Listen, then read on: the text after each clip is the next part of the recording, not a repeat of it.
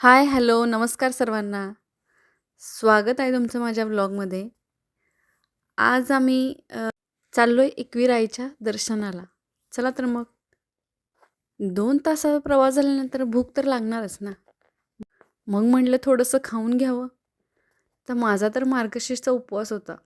त्यामुळं मी तर फराळ करूनच आले होते. हे बाकीचे आपले जेवले. मस्तपैकी गारवा, छान वातावरण होतं.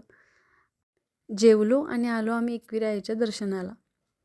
एकविरी आईचं दर्शन मी फर्स्ट टाईम घेत होतो. म्हणजे मी पहिल्यांदाच आले होते इथं आणि माझी इच्छासुद्धा होती. माझा बघा मुलगा कसा नाकवा झाला आहे. मस्त दिसतोय ना. तिथून पुढं आम्ही आलो ना.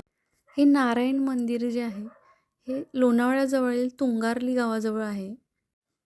हे एक सुंदर आणि शांत ठिकाण आहे. आध्यात्मिक शांतता आणि विश्रांतीसाठी ओळखले जाते.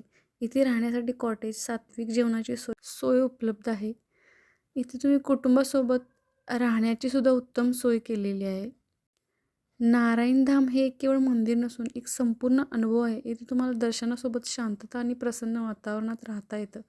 सात्विक आहार घेता येतो आणि थोडा वेळ देवाच्या सान्निध्यात घालवता येतो. हे ठिकाण लोणावळा आणि खंडाळ्यात सगळ्या गोष्टीतनं थोडीशी शांतता तुम्हाला हवी असेल, तुम्ही इथे जाऊ शकता. घरी यायला वाजले आम्हाला 8:30-9. इथून पुढं जेवण कधी करणार? म्हणून गेलो आम्ही हॉटेलला. हॉटेलमध्ये काजू कुर्मावर मारला ताव. माझ्या व्हिडिओला तुम्ही असेच प्रेम देत राहा. खरंच तुमचं मनापासून आभारी आहे की माझ्या व्हिडिओला तुम्ही इतकं प्रेम देता. चला तर मग भेटू नवीन व्लॉगमध्ये. स्वस्त रहा, मस्त खा.